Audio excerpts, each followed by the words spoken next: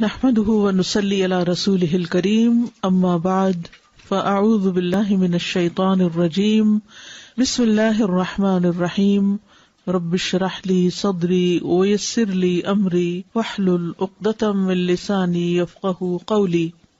ایک چیز جس کی ہم میں سے ہر ایک کو ضرورت ہوتی ہے وہ ہے استخارہ کرنا۔ حدیث میں آتا ہے کہ حضور صلی اللہ علیہ وسلم صحابہ کرام کو استخارہ کی دعا اس طرح سکھاتے تھے جیسے قرآن کی سورت کوئی سکھائی جاتی۔ قرآن مجید کی سورت سیکھنا کیوں ضروری ہے؟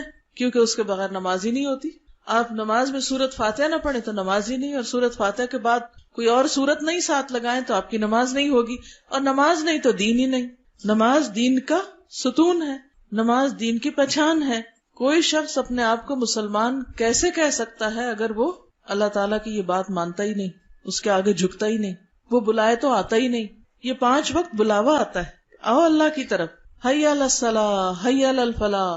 کتنی مسجدیں پکار رہی ہوتی، آؤ نماز کی طرف، آؤ کامیابی کی طرف، لیکن کچھ لوگ پرواہ نہیں کرتے کہ انہیں کوئی پکار رہا ہے، اور ہر دفعہ ان کی غیر حاضری لگ جاتی، اور پھر ایک دن آئے گا کہ اللہ کے ہاں وہ غیر حاضری رجسٹر پیش کیا جائے گا کہ یہ بلانے پر بھی نہیں آئے تھے۔ آپ دیکھیے کہ اگر ہمیں کوئی بلائے، 1 دفعہ بلائے، 2 دفعہ بلائے، 3 دفعہ بلائے، اور ہم جائیں نہ، اس کے ساتھ ہمارے تعلقات کیسے ہوں گے؟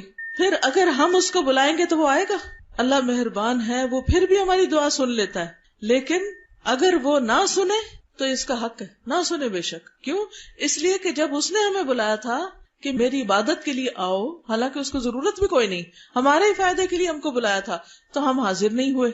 اب اگر ہم اس کو بلاتے ہیں اور وہ ہماری دعا نہ سنے تو وہ ظالم نہیں، ظلم ہم نے خود اپنی جان پر کیا کہ اللہ سے کوئی تعلق نہیں رکھا۔